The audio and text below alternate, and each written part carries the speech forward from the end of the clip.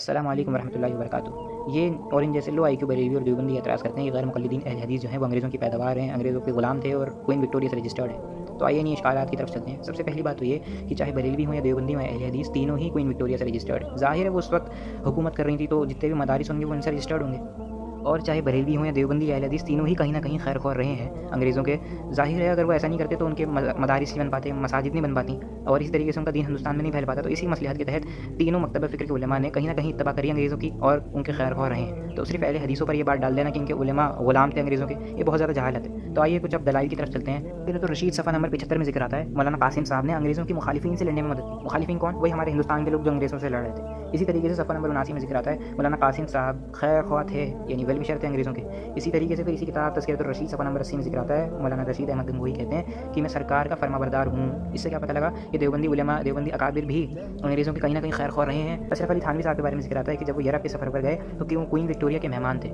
تو اس سے یہ پتہ لگا کہ اشرف علی تھانوی صاحب بھی خیر خواہ رہے کوئن وکٹوریہ کا، کیونکہ ظاہر ہے اگر وہ ان کے خیر خواہ نہ ہوتے تو کیا ان کے مہمان بن کے جاتے۔ یہی چیز ہمیں بریلوی اکابرین سے بھی ملتی ہے۔ فتاوی رضویہ میں امام احمد رضا خان جلد 14 میں فرماتے ہیں انگریزوں کے خلاف جہاد جائز نہیں ہے۔ تو اس سے ہمیں یہ پتہ لگا کہ چاہے دیوبندی ہوں یا بریلوی ہوں، وہ بھی اسی چیز کے قائل تھے کہ انگریزوں کی تھوڑی بہت خیر خواہی کری جائے تاکہ مدارس بن سکیں، مساجد بن سکیں، ہندوستان میں دین ان کا پھیل سکے۔ اسی طریقے سے اہل حدیثوں نے بھی کرا۔ تو اہل حدیثوں پر ہی یہ چیز ڈال دینا کہ وہ غلام تھے اہل حدیث انگریزوں کے، بہت زیادہ جہالت ہے۔ لیکن یہاں پر میرا ایک سوال ہوگا بریلوی اور دیوبندی حضرات سے کہ دیوبندی ایک اکابر ہیں مولانا فضل الرحمان صاحب، وہ کہتے ہیں کہ انگریزوں سے لڑنے کا فائدہ نہیں ہے۔ کیوں؟ کہ وہ کہتے ہیں کہ خضر علیہ السلام کو دیکھ رہے ہیں، وہ انگریزوں کی صفوں میں کھڑا ہوا، یعنی انگریزوں کے ساتھ لڑتا۔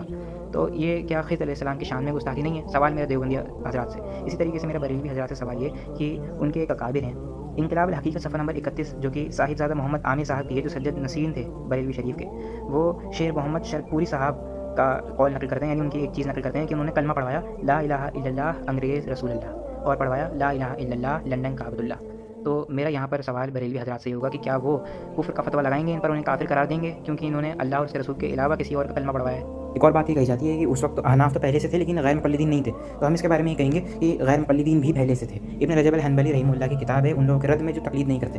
تو بھائی جب ہر کوئی تقلید کرتا تھا تو غیر مقلدین کے رد میں کتاب کیوں لکھی؟ اسی طریقے سے امام شوکانی کی کتاب ہے جو تقلید کرتے ہیں ان کے رد میں۔ تو اس سے پتہ لگتا ہے کہ غیر مقلدین اس دور میں بھی تھے اور اب بھی ہیں۔ خیر اللہ میں ہدایت دے، جزاک اللہ خیر۔